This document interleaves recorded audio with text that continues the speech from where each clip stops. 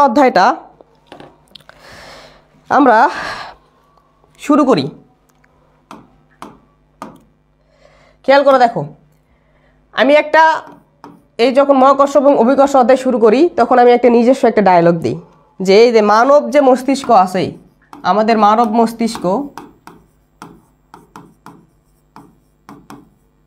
এই মানব মস্তিষ্কের একটা উর্বর উদ্ভাবন হলো মহাকর্ষ।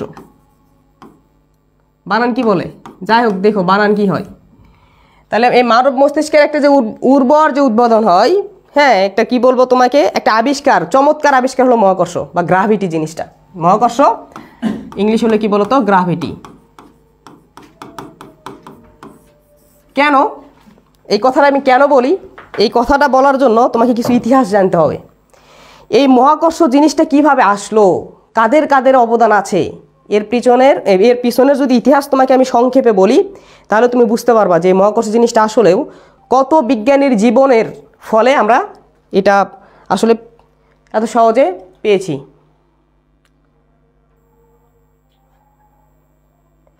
তো এখন খেয়াল করো, দেখো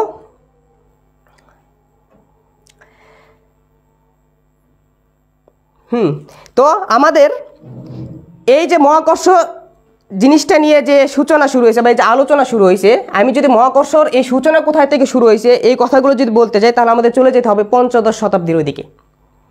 ঠিক আছে? কারণ আমি তোমাকে প্রথমেই বলে নিচ্ছি যে কতগুলো বিজ্ঞানীর তাদের পুরো জীবনের সাধনার ফলে আমরা এই গ্রাভিটি জিনিসটা পেয়েছি। ঠিক আছে? তো কেমন দেখো, আমি যদি সেই পঞ্চদশ শতাব্দীর দিকে যাই তখন আমি একটু গল্প বলি তোমাদের সঙ্গে।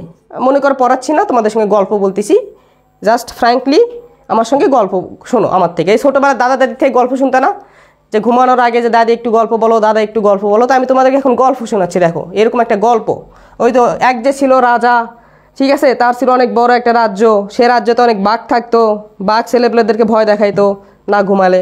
তো এরকম আর কি দাদিরা যে গল্প বলতো এরকম গল্প বলবো। দেখো তা কেমন, এই পঞ্চদশ শতাব্দীর দিকে যদি আমরা যাই, হ্যাঁ, তো এই পঞ্চদশ শতাব্দীর দিকে যারা দার্শনিক ছিল, যারা মানুষ ছিল, ওই যুগের যেটা মানুষ ছিল, তাদের ধারণা ছিল আমাদের যে গ্রহ উপগ্রহগুলো আছে এরা, এবং আমাদের পৃথিবীটা একটা গ্রহ নাকি? হ্যাঁ, পৃথিবী কি বলতো? একটা গ্রহ। আমাদের আগে ধারণা ছিল যে আমাদের যে সূর্য আছে, হ্যাঁ, এই সূর্য আমাদের যে পৃথিবী আছে এই পৃথিবীকে কেন্দ্র করে ঘুরতেছে। আমাদের যে গ্রহ নক্ষত্র যে পৃথিবীগুলো আছে, হ্যাঁ, তাহলে এই যে সূর্য এই পৃথিবীকে কেন্দ্র করে চারপাশে কি বলতো ঘোরে।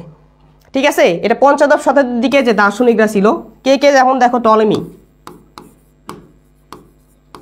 হ্যাঁ, এই পঞ্চদশ শতাব্দীর দিকে বিজ্ঞানী টলেমি নামক একজন দার্শনিক ছিল। একজন কি ছিল বলতো? দার্শনিক ছিল। উনি মত দিতেন যে আমাদের যে সূর্য আছে এবং পৃথিবী আছে, এই পৃথিবীকে কেন্দ্র করে সূর্য চারদিকে ঘুরতেছে। মানে উনি দেখতেন যে সূর্য পূর্ব দিকে উঠতেছে, পশ্চিম দিকে কি হচ্ছে বলতো? অস্ত যাচ্ছে। তার মানে সূর্য ঘুরতেছে পৃথিবীকে কেন্দ্র করে।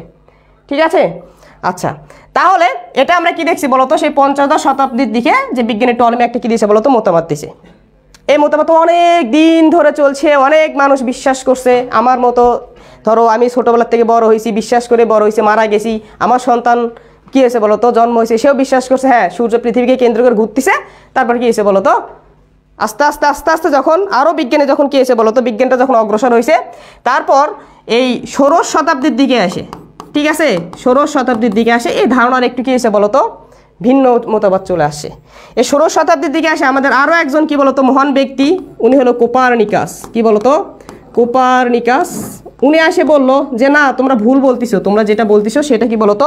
ভুল। উনি অনেক পরীক্ষা নিরীক্ষা করার পরে উনি বলেন যে না, আমাদের এই সূর্যটাই স্থির, সূর্যকে কেন্দ্র করে পৃথিবী গ্রহ নক্ষত্র যেগুলো আছে এগুলো ঘুরতেছে। আমরা দেখো গল্প বলতেছি, আমরা কিন্তু এখনো পড়ালেখা শুরু করিনি। ঠিক আছে? তাহলে দেখো কি বলছে, এই যে ষোড়শ শতাব্দীতে যে কোপারনিকাস আছে, কোপারনিকাস এসে কি বললো? যে সূর্যকে কেন্দ্র করেই অন্যান্য যে গ্রহ নক্ষত্র পৃথিবী যারা আছে এরা কি করতেছে বলতো? ঘুরতেছে। এটা কোপারনিকাস কি করলো বলতো? মতবাদ দিল। তাহলে ওই যে আগের যে ধারণা ছিল সেই ধারণাটা কি হলো বলতো? মুছে গেল। মুছে গিয়ে কোপারনিকাস কি হলো বলতো? আরও একটা ধারণা দিল। এখন কথা হলো দুইজন বিজ্ঞানীর ভিতরে লাগে গেল সংঘর্ষ, দুইটা মতবাদের ভিতর লাগে গেল সংঘর্ষ। একজন বলল পৃথিবী স্থির আর একজন বলল সূর্য স্থির। তখন বিজ্ঞানীদের ভিতর আরও ধারণা, তাদের ভিতর গবেষণার একটা আগ্রহ জন্মাইলো যে আচ্ছা কার কথা ঠিক, আমরা কি করি বলতো, আরও গবেষণা করি। তখন এই সব জিনিস নিয়ে সব থেকে বেশি যে ঘাটাঘাটি করছেন সে মহান ব্যক্তি হলো টাইকো ব্রাহে। ঠিক আছে, টাইকো ব্রাহে। ঠিক আছে, এই যে মহান ব্যক্তি, এই মহান ব্যক্তিতে এখন কি করলো বলতো, একবারে মনে করো হাত পাও বেঁধে নেমে পড়লো কোথায় বলতো, গবেষণাতে, যে দেখি আসলে কি হয়। তিনি অনেক গবেষণা করলেন। এই টাইকো ব্রাহে, হ্যাঁ, কথা বলা হয় যে টাইকো ব্রাহে হলো এই যে বিজ্ঞানীটা আছে, ইনি অনেক ধনী ছিলেন, টাকা পয়সার অভাব ছিল না, বুঝছো। সেই সম্ভ্রান্ত পরিবারে সে এরকম ফ্যামিলির কী ছিল বলতো, মানুষ ছিল, ওনার টাকা পয়সার কী ছিল না বলতো, অভাব ছিল না। তো উনি কি করছিল জানো, জাস্ট এই গবেষণা করার জন্য এই যে ভেন নামক একটা দ্বীপ ছিল, ভেন দ্বীপ, এই ভেন নামক একটা দ্বীপ ছিল, এই ভেন নামক একটা দ্বীপে তিনি তার পরীক্ষা নিরীক্ষার জন্য যে যন্ত্রপাতি হয়, এই যন্ত্রপাতি নিয়ে একটা মন্দির তৈরি করলো। ঠিক আছে, কি তৈরি করলো, একটা মন্দির তৈরি করলো। আচ্ছা আমি একটু দেখে তোমরা শুনতে পাচ্ছ কি না, আমি বুঝতে পারতেছি না যে আমাকে দেখা যাচ্ছে কি না, কারণ আমার সামনে কোনো কিছু বোঝার কোনো কিছু নাই। ইমাস্টার, হ্যাঁ দেখা যাচ্ছে, ঠিক আছে, ওকে। দেখো তাহলে কি বললাম, যে এই যে সব গবেষণা যখন শুরু হলো, তা আমাদের মহান ব্যক্তি কে বলতো, টাইকো ব্রাহে। ইনি অনেক ধনী ছিলেন, ইনি ভেন দ্বীপ নামের একটা দ্বীপ গেলেন এবং এই দ্বীপে গিয়ে তিনি একটা মন্দির তৈরি করলেন। কি তৈরি করলেন বলতো, মন্দির তৈরি করলেন। এই মন্দিরটাকে বলা হয় মান মন্দির। ঠিক আছে, মান মন্দির, তিনি একটা মান মন্দির তৈরি করলেন। তো তোমরা একটু গুগল সার্চ করবা, এইসব যেগুলো ইতিহাস আছে গুগল সার্চ করে একটু বিজ্ঞানীদের যে অবদান, তারা যে কত পরিশ্রম করছে, এগুলো একটু সার্চতে দেখবা, তাহলে তাদের প্রতি একটা সম্মান বেড়ে যাবে। তারা তাদের একটা পুরো জীবন শেষ দিয়েছে জাস্ট একটা থিওরি আবিষ্কার করার জন্য, পুরো জীবন শেষ দিয়েছে। ভাই তুমি কি একটা তোমার জীবন শেষ দিয়ে দিবা একটা থিওরির উপর? হ্যাঁ, তোমার জাস্ট কল্পনা করো যে একটা মানব জাতির একটা উপকারের জন্য উনি ওনাদের জীবন কি করে দিছে বলো তো, উৎসর্গ করে দিছে, ওটা নিয়েই অনেক গবেষণা করছে। তাহলে ওনাদের সম্মান করার জন্য ওনাদের লাইফ হিস্টোরি একটু দেখবা, যে কিভাবে কি এই ঘটনাগুলো কিভাবে ঘটছে না ঘটছে। আমি সংক্ষেপে বলতেছি, দেখো যদিও এই ইতিহাসটা অনেক বড়, বললাম কি মানব মস্তিষ্কের যদি একটা খুবই গুরুত্বপূর্ণ আবিষ্কার হয়ে থাকে তাহলে এই গ্রাভিটি। কারণ এই গ্রাভিটি দিয়ে মনে করো এখন অনেক কিছু করা হচ্ছে, গ্রাভিটি ছাড়া মনে করো সম্ভব হতো না। গ্রাভিটি যদি ধারণা না থাকতো, যে আমরা যে পাঠাচ্ছি, রকেট পাঠাচ্ছি, তারপর হচ্ছে কৃত্রিম উপগ্রহগুলো পাঠাচ্ছি, স্যাটেলাইট, বঙ্গবন্ধু স্যাটেলাইট পাঠাচ্ছি, এই যদি মহাকর্ষ ধারণা না থাকতো এগুলো সম্ভব ছিল না। বুঝতে পারছো? তা দেখো, তো আমরা এখন গল্পটা শেষের দিকে যাচ্ছি। দেখো কি বললাম, যে এই যে টাইকো ব্রাহে অনেক ধনী ব্যক্তি ছিল, তিনি ভেন দ্বীপে গেলেন। ভেন দ্বীপে গিয়ে কি করলো, একটা মান মন্দির তৈরি করলো। মান মন্দির কি জিনিস তোমরা একটু গুগলে সার্চ করো। মান মন্দির হলো এই তো জ্যোতির্বিজ্ঞান রিলেটেড জিনিসপাতিগুলো গবেষণা করার জন্য, অথবা সমুদ্রের কোনো কিছু গবেষণা করার জন্য একটা নীরব একটা মন্দির বা পাহাড়ের উপরে গিয়ে একটা মন্দির কি করা হয় বলতো, স্থাপন করা হয়, যেগুলোকে কি বলা হয় বলতো, মান মন্দির বলা হয়। তাহলে উনি একটা মান মন্দির স্থাপন করলেন, যে মান মন্দিরে তিনি কি করছিলেন, এই কিছু গোলাকার, ঠিক আছে, এরকম করে গোলাকার যেমন পৃথিবী গোলাকার না, এরকম গোলাকার অনেক কিছু নিয়ে, রঙিন বর্ণের অনেক গোলাকার জিনিস নিয়ে তিনি একটা কি করলেন বলতো, গবেষণাগার তৈরি করলেন। গবেষণাগার তৈরি করে টাইকো ব্রাহে অনেক গবেষণা চালালেন। এবং এই টাইকো ব্রাহের যে সহকারী ছিল, সেই সহকারী ছিল হচ্ছে কেপলার। কে বলতো, কেপলার। এই টাইকো ব্রাহের সহকারী ছিল কে বলতো, কেপলার। তখন এই টাইকো ব্রাহে গবেষণা করে তথ্য লেখে। তিনি দেখেন যে গ্রহগুলোর গতি কেমন, তিনি গ্রহগুলোর গতি পর্যবেক্ষণ করেন, তথ্য লেখেন। এভাবে তথ্য লেখে বিশাল বড় একটা বই তৈরি করেন। ওই বইটা দিয়ে যায় তিনি কাকে বলতো, কেপলারকে। হ্যাঁ, এই বইটা দিয়ে যায় তিনি কেপলারকে। তাহলে টাইকো ব্রাহে অনেক গবেষণা করেন, এই গ্রহের গতি সংক্রান্ত অনেক কিছু গবেষণা করে তিনি যে ফলগুলো পায় এর একটা বই আকারে লিখে রাখেন, যেটা তিনি কেপলারকে দেয়। এবং কেপলারের সঙ্গে যেহেতু কাজ করছে, মানে কেপলার যেহেতু টাইকো ব্রাহের সঙ্গে কাজ করছেন, তিনি অনেক কিছু কেপলার সঙ্গে কী করেন বলতো, পর্যবেক্ষণ করেন। আমি কিন্তু এখানে অনেকগুলো কথা বাদ দিয়েছি, বুঝছো? এখন খেয়াল করো, দেখো তাহলে এই যে কেপলারটা আসলো, কেপলারটা তখন কি করলো বলতো, টাইকো ব্রাহের এই যে গবেষণাগুলো নিয়ে তিনি আরও গবেষণা করা শুরু করেন, যে টাইকো ব্রাহে আমাকে অনেক কিছু দিয়ে গেছে। কী দিয়ে গেছে? টাইকো ব্রাহে তখন এই যে গ্রহ যে অন্যান্য গ্রহ যে সূর্যকে কেন্দ্র করে ঘুরতেছে এই টাইকোগ্রাহ এটা পর্যবেক্ষণ করার জন্য তিনি একটা কথা বলেছিলেন। দেখো আমি সংক্ষেপে বলতেছি, এগুলো তোমাদের মানে জাস্ট গল্প আকারে বলতেছি, তোমাদেরকে তো বললাম যে গল্প বলবো, ঠিক আছে? তাহলে জাস্ট এই টাইকোগ্রাহ একটা কথা বলছিল যে তুমি যদি দেখতে চাও যে কোনটা আসলে কোন গ্রহকে কেন্দ্র করে ঘুরতেছে, এটা করার জন্য তোমাকে একটা গ্রহের দিকে খুবই মনোযোগ সহকারে এক দৃষ্টিতে তাকায় থাকতে হবে, অনেক সময় ধরে এসব কি করতে হবে তো পর্যবেক্ষণ করতে হবে। তারপর তুমি যদি দেখো এই গ্রহটা এক জায়গায় থেকে অন্য জায়গায় যাচ্ছে, যাতে কত সময় লাগতেছে, তোমার আবার এটা পর্যবেক্ষণ করতে হবে অন্য আর একটা দিনে, অন্য আর একটা সময়, আবার দেখতে হবে কতটুকু সময় লাগতেছে। এইসব ভাবে তারা অনেক পর্যবেক্ষণ করছেন এবং তাদের যে পর্যবেক্ষিত যে উপাত্ত সেগুলো বই আঁকে কি করছে বলতো সাথে সাথে লিখে রাখছে। তাহলে টাইকো ভাই গবেষণা করে কেপলারকে দিয়ে গেছেন। কেপলার পরে কি করছে বলতো, এই যে গবেষণাগুলো আছে গবেষণাগুলো কি করছে বলতো আরো সমৃদ্ধ করছেন। সমৃদ্ধ করে আমাদের কেপলার কি করছেন, 3টা সূত্র প্রদান করছেন। কেপলার কিভাবে 3টা সূত্র প্রদান করলো দেখো। কেপলার যখন এই গ্রহগুলো দেখলো তখন তিনি বিশ্বাস করে নিলেন, আচ্ছা হ্যাঁ, তিনি তার গবেষণার দ্বারা তিনি একটা কথা বিশ্বাস করলেন যে হ্যাঁ এই যে সূর্য, এই সূর্যটা কি বলতো, হ্যাঁ এই সূর্যকে কেন্দ্র করে অন্যান্য গ্রহ উপগ্রহ গতিশীল। ওকে, অন্যান্য গ্রহ উপগ্রহ গতিশীল। আচ্ছা, এটা উনি কি করলেন বলতো, বিশ্বাস করে নিলেন। আচ্ছা ঠিক আছে, উনি তার গবেষণার ফলের মাধ্যমে তিনি দেখলেন যে হ্যাঁ এটা একটা সত্য ঘটনা। এখন কথা হলো, ঠিক আছে আমি মেনে নিলাম সূর্যকে কেন্দ্র করে গ্রহ উপগ্রহগুলো কি করতেছে বলতো, ঘুরতেছে একটা নির্দিষ্ট কক্ষপথে। এখন কথা হলো কিভাবে ঘুরতেছে, তিনি তখন প্রশ্ন করলেন, নিজেকে প্রশ্ন করলেন কিভাবে, যদি ঘোরে কিভাবে ঘুরতেছে, কেমন তার যে ঘুরতেছে কেমন আকৃতি ঘুরতেছে, বৃত্তাকার কক্ষপথে ঘুরতেছে নাকি উপবৃত্তাকার কক্ষপথে ঘুরতেছে নাকি চতুর্ভুজাকার কক্ষপথে ঘুরতেছে। ঘোরার জন্য তো একটা নির্দিষ্ট হতে হবে নাকি, কোনো একটা কিছুতে থাকতে হবে, কেমন আকৃতির ঘুরতেছে, তাহলে কিভাবে ঘুরতেছে, কেমন দ্রুতিতে ঘুরতেছে, এসব প্রশ্ন তার মাথার ভিতর আসলো। কেমন দ্রুতিতে ঘুরতেছে, হ্যাঁ কেমন দ্রুতিতে ঘুরতেছে, এই দেখো প্রশ্ন, তারপরে কি বলতো উত্তর। তিনি নিজেকে প্রশ্ন করছে কিভাবে কেমন দ্রুতিতে ঘুরছে, আবার গবেষণা করা স্টার্ট করে দিলেন কি বলতো গবেষণা। তাহলে এতদিন পরে কি হলো বলতো, বিজ্ঞানী কে গেল, টলেমি গেল, টলেমির পরে কুপারনিকাস গেল, কুপারনিকাসের পরে কে গেল, টাইকোগ্রাহ গেল, একটা কথা বিশ্বাস করতে যে হ্যাঁ সূর্যকে কেন্দ্র করে অন্যান্য গ্রহ উপগ্রহ কি করছে বলতো ঘুরতেছে। আমি কিন্তু সংক্ষেপে বলছি, তোমাকে আবারও বলছি, তোমরা যদি এগুলো ইতিহাস জানতে চাও একটু গুগলে সার্চ করবা যে মহাকর্ষ সূত্রের কি বলতো ইতিহাস, ঠিক আছে, the history of the gravitational force, ঠিক আছে, নিউটনের যে গ্র্যাভিটেশনাল ল আছে এটার কি বলতো হিস্টোরি, এগুলো লিখে সার্চ দেবা, দেখবা যে সুন্দর সুন্দর হিস্টোরি আসে, একটু পড়ে নিবা। তাহলে দেখো এই যে কোপারনিকাস আছে, হ্যাঁ পরবর্তীতে যে কেপলার আসে, এই কেপলার বিশ্বাস করে নিল, ওই টাইকোগ্রাহ থেকে তথ্য নিয়ে উনি গবেষণা করে আবার উনি দেখলেন যে হ্যাঁ ঠিক আছে আমি বিশ্বাস করলাম এবং আমার গবেষণার ফল থেকে আমি পেয়ে গেলাম যে সূর্যকে কেন্দ্র করে অন্যান্য গ্রহ উপগ্রহ ঘুরতেছে। ওকে ঘুরুক, কোনো সমস্যা নাই, কিভাবে ঘুরতেছে, কেমন দ্রুতিতে ঘুরতেছে, ঠিক আছে। তখন তিনি পর্যবেক্ষণ করে যে জিনিসটা ফল পাইলেন সেই জিনিসটা হলো উনি দেখলেন যে এই যে সূর্য আছে এই সূর্যকে অন্যান্য গ্রহ উপগ্রহগুলো একটা উপবৃত্তাকার পথে রেখে ঘোরে। দেখো উপবৃত্ত কেমন, ডিম আকৃতির, ডিম দেখছো, ডিম আন্ডা, আন্ডাটা হলো উপবৃত্ত, ঠিক আছে।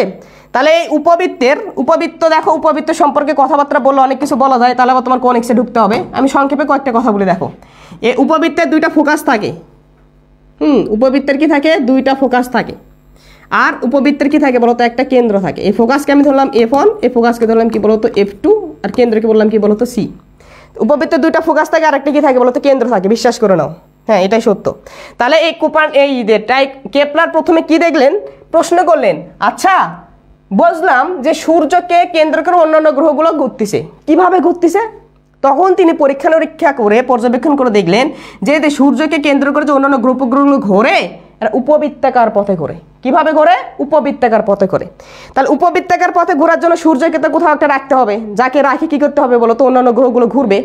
তখন এই সূর্যকে রাখা হয় যে কোনো একটা ফোকাসে, যে কোনো একটা কি বলতো ফোকাসে। তাহলে এই তো দেখো এটা আমাদের কি বলতো সূর্য উত্তপ্ত সূর্য মনে করো। তাহলে এই যে সূর্য মামা যেটা আছে এটাকে যে কোনো একটা ফোকাসে রাখে অন্যান্য তোমার যে গ্রহ উপগ্রহগুলো আছে এগুলো কি সুন্দর করে উপবৃত্তাকার পথে ঘোরে। এটা একটা উপবৃত্তাকার পথ, এটা ধরো একটা গ্রহ, যেমন ধরো আমাদের আর্থ, এটা একটা আর্থ থেকে কি করবে, এই উপবৃত্তাকার পথে ঘুরবে।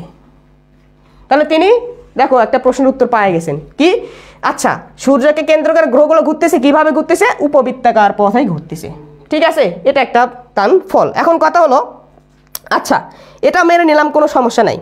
এখন কথা হলো কত দ্রুততে ঘুরতেছে, কেমন গতি, সে কি আস্তে আস্তে আস্তে আস্তে ঘোরে? দেখো ঘোরে মানে কি হয় তার বেগ বেশি থাকবে, নাহলে কম থাকবে, তাই না?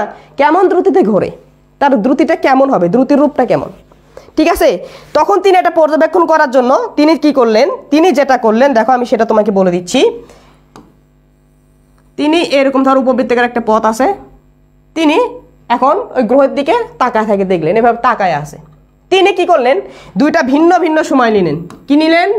দুটি ভিন্ন সময় নিলেন। দুটি ভিন্ন সময়। দুটি ভিন্ন সময় বলতে ধরো আমি আজকে এখানে সূর্য, ধরো পৃথিবী সূর্যকে কেন্দ্র করে ঘুরতেছে, আমি পৃথিবীর দিকে তাকায় আছি, এভাবে পৃথিবীর দিকে তাকায় আছি। এখন পৃথিবী ধরো 7 দিনে এখানে ছিল, 7 দিনে কোথায় আসছে এটা আমি পর্যবেক্ষণ করে দেখতেছি। তাহলে পৃথিবী ছিল, এটা ধরো এখানে সূর্য, এখানে তো একটা ফোকাসে এখানে কি আছে বলো তো, সূর্য আসে, আর এখানে পৃথিবী আছে, এখানে পৃথিবী আছে। তিনি পৃথিবীর দিকে তাকায় আছে, এভাবে তাকায় আছে। তিনি দেখলেন 7 দিন ধরে তাকায় আছে। তিনি দেখলেন যে এই যে সূর্যটা এভাবে ধরো একটা পৃথিবীটা একটা নির্দিষ্ট দূরত্ব অতিক্রম করে এখানে চলে আসলো। তার টাইম কয় দিন? 7 দিন। ওকে, 7 দিন ধরে তিনি এটা পর্যবেক্ষণ করে দেখলেন যে সূর্য এখানে ছিল, সরি পৃথিবী এখানে ছিল, পৃথিবীটা এখানে চলে আসছে। আচ্ছা ঠিক আছে, কোনো সমস্যা নেই। পরে তিনি কি করলেন, ধরো এটা আমরা 7 দিন তিনি গবেষণা করলো, 7 দিন গবেষণা করলো। তার কয়েক মাস পরে, 3 মাস পরে, তিনি 3 মাস পরে ধরো সূর্যকে এই জায়গায় দেখলো। 3 মাস পরে ধরো সরি পৃথিবীকে এই জায়গায় দেখলো, এই 3 মাস পরে পৃথিবী এই জায়গায় চলে আসছে। তো এখন কথা বলো 3 মাস পরে আবার এই গবেষণাটা করবো। এখন দেখি কি হচ্ছে বলতো, সূর্যটা কোথায়, মানে পৃথিবীটা কত দূরত্ব অতিক্রম করতেছে। আবার এরকম করে 7 দিন ধরে তাকায় আছে, 7 দিন ধরে তাকায় আছে। তিনি দেখলেন যে পৃথিবীটা এখানে ছিল, 7 দিনে পৃথিবীটা কোথায় চলে আসছে বলতো, ধরো এইখানে চলে আসে। তিনি ডাটাগুলো কি করলেন বলতো, পর্যবেক্ষণ করলেন এবং পর্যবেক্ষণ করে দেখলেন। ঠিক আছে, তাহলে এখন তুমি খেয়াল করো, দেখো আমরা যদি এখান থেকে কিছু লিত্তি করি, দেখো যে এই যে সূর্যটা আছে, এই সূর্যের কেন্দ্র থেকে তুমি কি করো বলো তো, এই পৃথিবীর কেন্দ্র যোগ করো, এটাও যোগ করো। তাহলে দেখো আমি কি বলছি, এইখান থেকে যে পৃথিবীটা এইখানে আসছে সেটা কয় দিনে? 7 দিনে। এই পর্যবেক্ষণটা কিন্তু 7 দিনে, কিন্তু 3 মাস পরে, মানে ভিন্ন সময়, দুটি ভিন্ন সময়, 3-4 মাস পরে, 4-5 মাস পরে, অথবা 1 সপ্তাহ 2 সপ্তাহ পরে তিনি পর্যবেক্ষণ করে দেখছে। তাহলে ধরো তিনি ধরো আমি ধরে নিয়েছি যে 3 মাস পরে ধরো তিনি কি করছে বলো তো, এই পর্যবেক্ষণটা করছে। তিনি তখন 3 মাস পরে পর্যবেক্ষণ করে দেখলেন যে এখানে ছিল পৃথিবী, তারপর পৃথিবীটা এইখানে চলে গেছে। তিনি একটা তখন আশ্চর্য হয়ে একটা জিনিস খেয়াল করলেন, সেটা হলো কি, যে তুমি ধরো এটা যদি ও ধরো, এটা যদি বি ধরো, এটা সি ধরো, এটা যদি ডি ধরো, এটা যদি ই ধরো। আমি কিন্তু এখনো গল্প বলতেছি, তোমাদেরকে এখনো কোনো কিছু পড়াই নাই, গল্প বলতেছি যে উনি কিভাবে দেখছেন, তার সংক্ষিপ্ত আকারে তোমাদেরকে গল্প বলার চেষ্টা করতেছি। তাহলে দেখো এখানে তিনি একটা কি পাইছে বলতো, ক্ষেত্রফল পাইছে, এখানে একটা তিনি কি পাইছে বলতো, ক্ষেত্রফল পাইছে।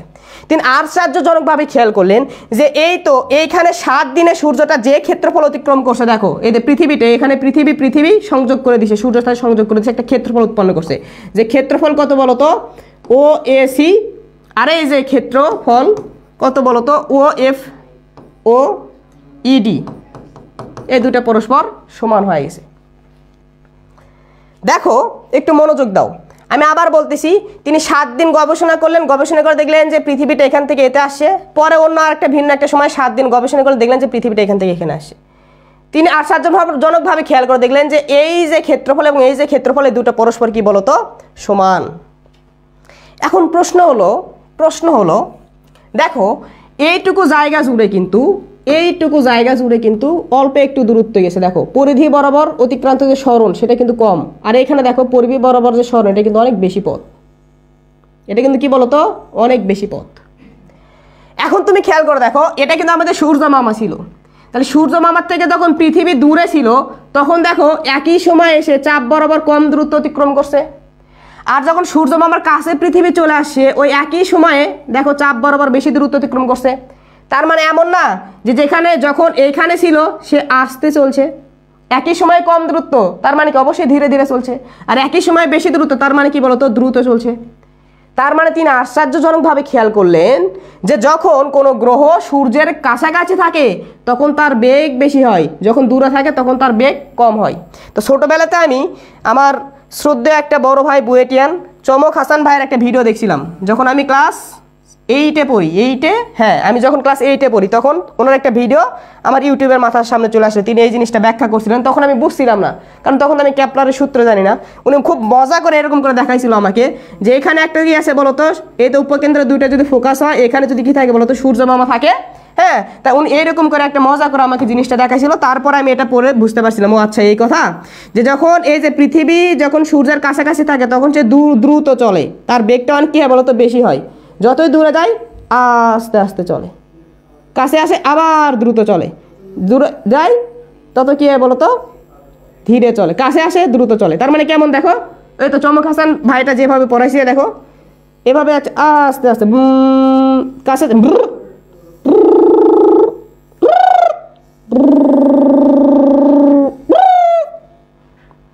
আস্তে আস্তে চলে, এখানে দেখি বলো তো দ্রুত চলে। এই তো এখানে যাইতে আস্তে, যখন কাছে আসে দ্রুত করে চলে যায়, আস্তে যাচ্ছে কাছে আসে দ্রুত চলে যায়।